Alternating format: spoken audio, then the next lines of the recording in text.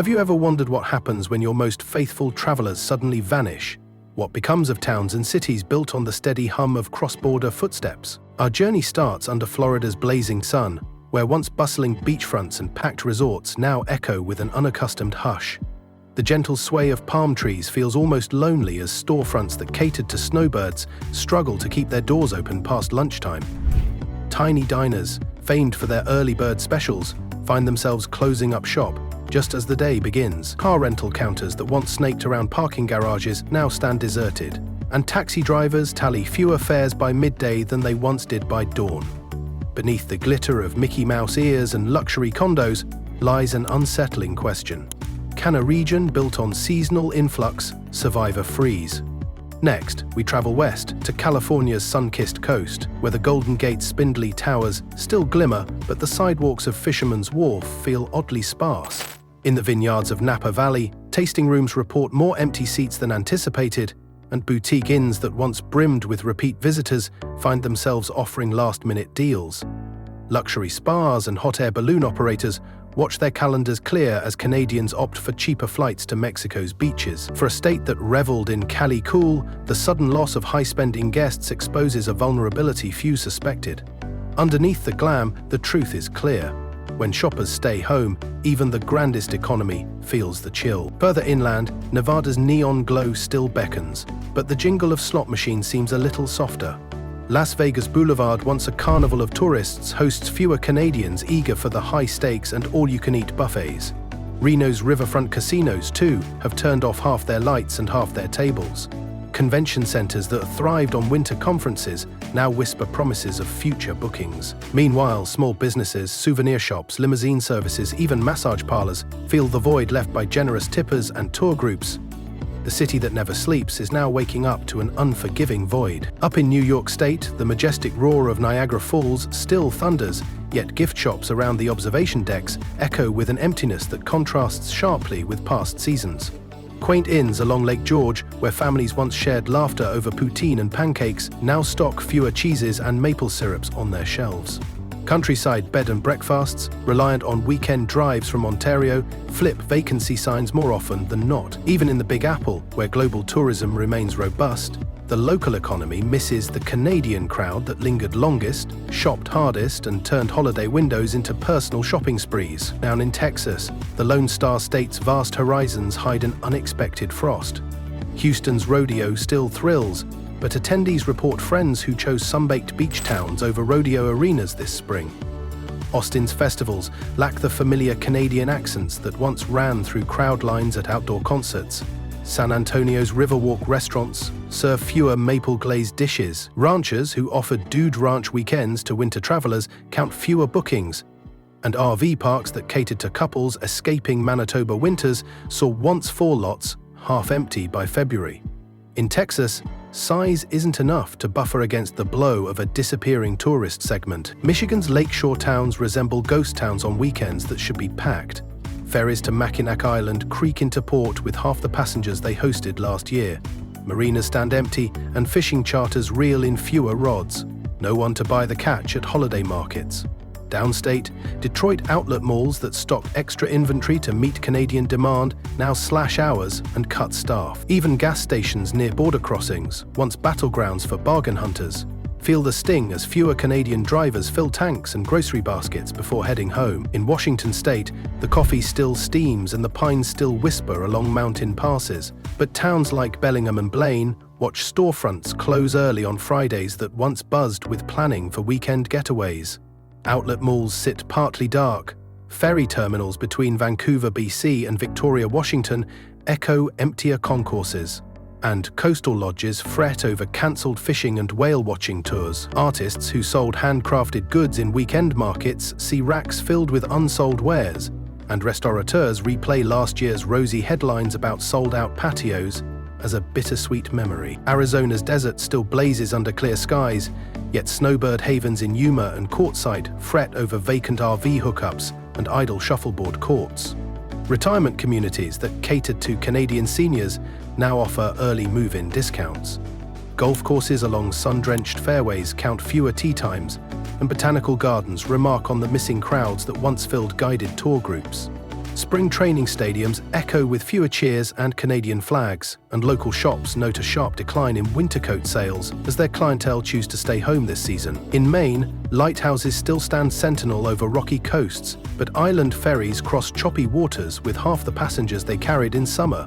Lobster shacks miss the mid-afternoon rush of families craving fresh catches. Gift shop window displays of knitted scarves and wooden buoys gather dust. Whale-watching charters lower prices to fill seats, while kayak rentals discount hourly rates to tempt those who once came without hesitation. Cottage owners, hoping for the return of familiar visitors, watch reservation calendars remain stubbornly blank. Finally, along South Carolina's coast, the soft crash of Atlantic waves accompanies a downturn in vacation rentals that once booked months ahead.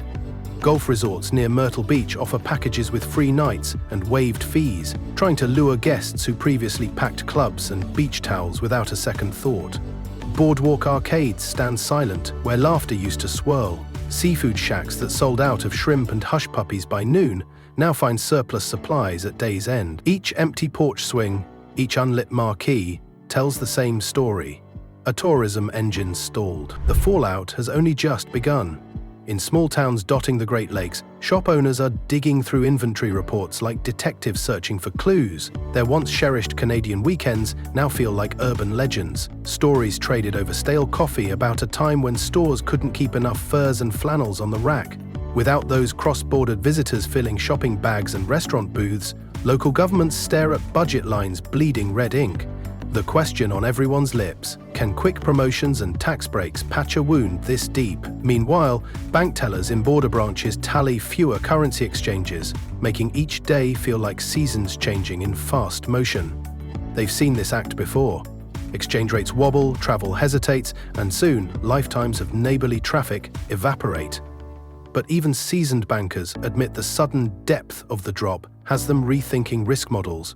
They now whisper that traditional forecasting methods, relying on steady upticks every winter, must be overhauled. Risk-to-reward ratios have never looked so bleak, and those old datasets gathering dust in back offices suddenly take on new importance. In some Midwestern towns, city councils scramble to attract road trippers from Texas and Florida, dangling promises of cheap gas and rural charm. Yet every pitch slides awkwardly against the backdrop of quiet border crossings. One mayor even joked at a meeting that kneeling before the Canadian flag might be the last resort to lure his neighbors back. It sounds absurd, but desperation breeds satire, sharp enough to cut through any dull day. When a community's identity is bound to seasonal neighbors, losing them feels like having the main character exit stage left mid-splay. Local chambers of commerce, once hubs of optimistic chatter, issue bulletins with clickbait headlines like "Rediscover our hidden gems." They tout old barns converted to art galleries and family farms offering hayrides. But the crowd that once rode through snowy roads for maple syrup tastings seems content to click "maybe later." Event planners concede that rebranding decades of traditions overnight is akin to teaching an old dog new tricks. Possible, but never without stubborn resistance. And while these newsletters fly through inboxes, open rates slump, mirroring sales. Across the ranchlands of Wyoming, dude ranch owners stare at grazing cattle with more fear than farmers. They count fewer reservations for horseback trails that once echoed with Canadian laughter. The stables, once a symphony of clip-clop across icy paddocks, now hear only the wind. To stay afloat, some ranchers advertise Cajun weekend experiences, just to pique curiosity, adding gumbo to the guest menu and hoping domestic travelers bite. It might draw crowds, but curried beans and beignets can't replace the predictable wallets of their neighbors to the north. In Louisiana, the bayous still boast legendary waters, but tour captains note an unsettling calm. The crocodiles might bask in the sun, but the passenger boats carry fewer cameras and more empty seats. Since Canada's pullback began, some captains wonder if the next big draw should be ghost tours. After all, nothing sells like fear, especially when your passenger list has disappeared. Yet, despite added suspense, locals admit that fear-based tourism can't sustain a community built on shared wonder and hospitality. Dollars driven by curiosity don't flow the same way dollars driven by boycotts dry up. On college campuses near the border, cafeterias lament the end of casual cultural exchange. Canadian students enrolled in short courses brought coffee shop chatter and a steady stream of diners into campus eateries. Professors grumble about fewer snow-haunted applicants in January, while local shops lose foot traffic beyond grocery runs. Enrollment officers scramble, sending glossy brochures promising North American camaraderie to students from other continents who snap them up without hesitation. The craving for cross-border friendships remains high, but late plane cancellations and icy news feeds keep many planners snug at home. In the Pacific Northwest, cideries and craft breweries once thrived on weekend tours by Canadian beer aficionados. Their tasting rooms, lined with maple collaborations and joint releases, now echo with the clink of cleaning glasses. Brewery owners mutter that without those air-friendly visitors, profits drop faster than hops in a dry hop. They consider brewfests with taco trucks and local bands, but debate if a Texas twang pairs well with a hazy IPA. Reinventing a concept that hinged on shared stories and extended stays reveals a core truth. Some losses aren't easily swapped. Meanwhile, in coastal Georgia, shrimp boats bob idle as fewer cruise ships keep docks bustling. Tour operators who ferried families to barrier islands for dolphin watching now scan emptier horizons for sales. They huddle over spreadsheets, trialing new package deals with all-you-can-eat beach picnics and driving home the local catch of the day. Yet locals know that a gimmick week can't mask the deeper issue. When a neighboring nation's pride leads wallets to stay ashore, gimmicks feel like slaps in the face, not invitations to return. Down in the Florida Panhandle, dive shops that taught Canadians to explore coral reefs count fewer novice divers. Instructors dust off wetsuits that once fit snugly on eager tourists and stare at docks that no longer host filled-to-capacity tours.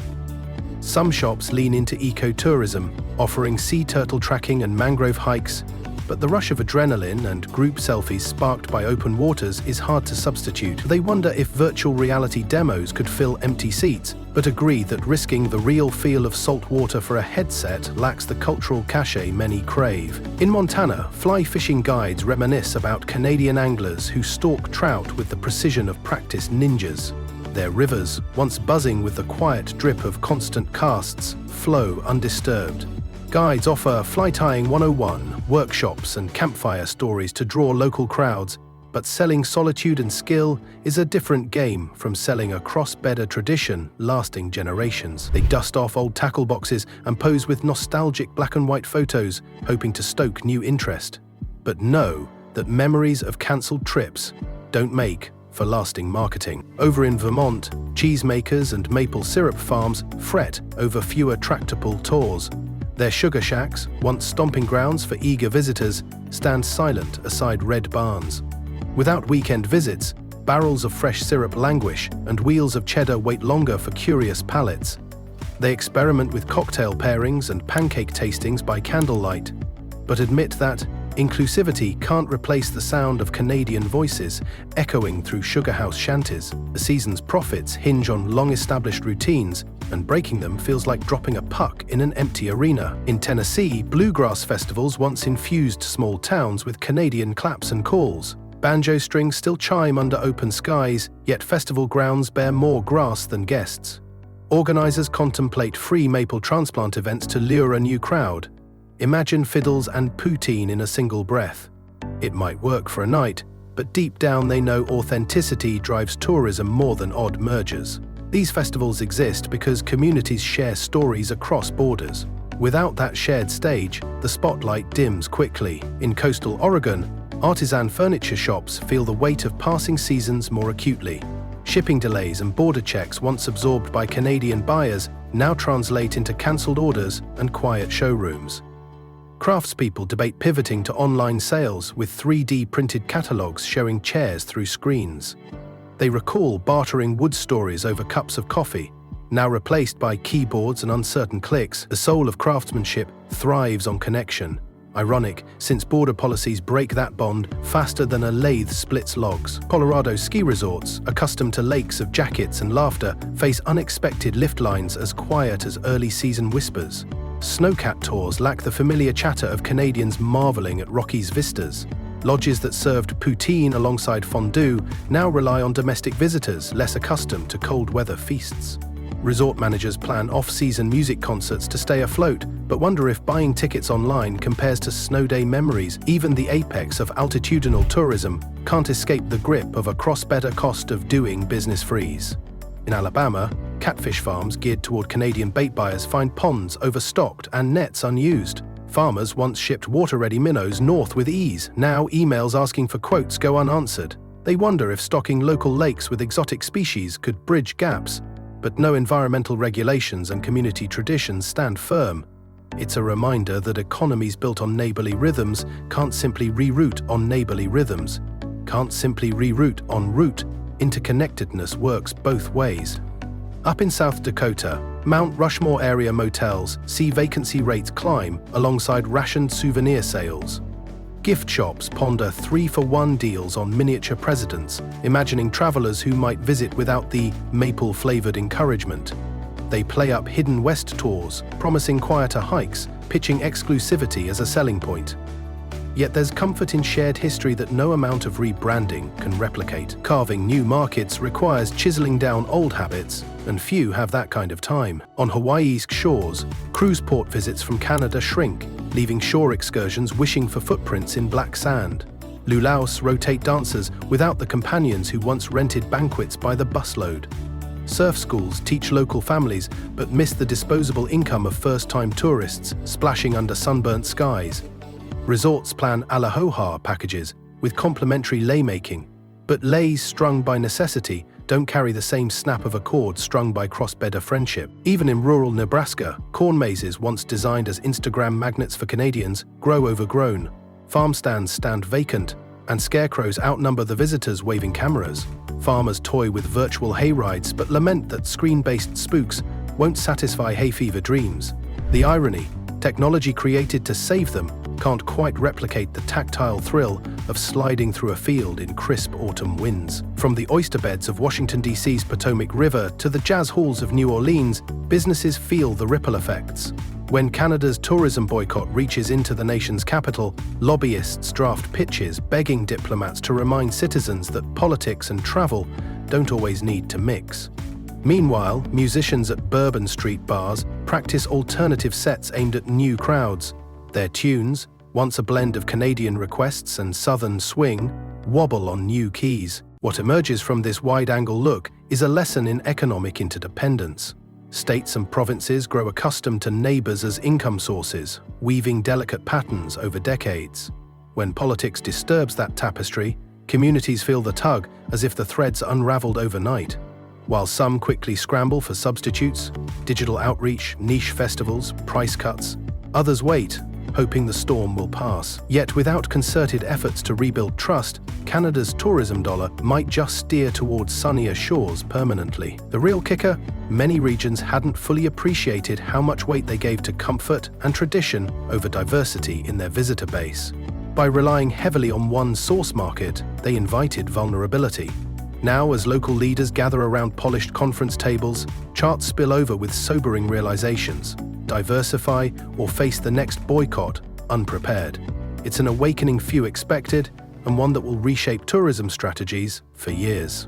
At the heart of this upheaval lies a simple truth. Communities thrive on connection. Whether it's a bargain-hunting shopper from Manitoba or a snowbird swapping stories in Scottsdale, each traveler carries more than luggage. They carry exchange, understanding, and support. When that bridge buckles, economies suffer, but so do shared experiences and cultural bonds.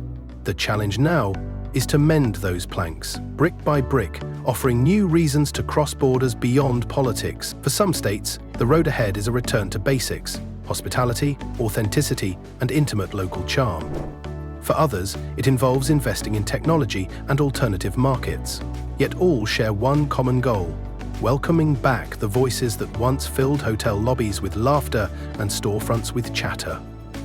In doing so, they may not only restore lost revenue, but also build resilience against future storms. So, as the map of America's tourism landscape reshapes itself, one thing remains clear: traditional approaches alone can't guarantee survival. Imagination, innovation, and a willingness to embrace change must lead the charge. Whether it's pop-up festivals celebrating cross-border heritage, digital storytelling campaigns echoing real-life experiences, or revamped road trip routes highlighting hidden gems, the possibilities are as vast as the nation itself. If you've stuck with us through this in-depth exploration, don't let these stories end here. Subscribe for more no-nonsense analysis. Like and comment to share which strategy you think will work best, and help spark conversations that actually change the game. After all, when neighbours unite again, everyone wins. Just ask the towns ready to welcome Canadians back with open arms.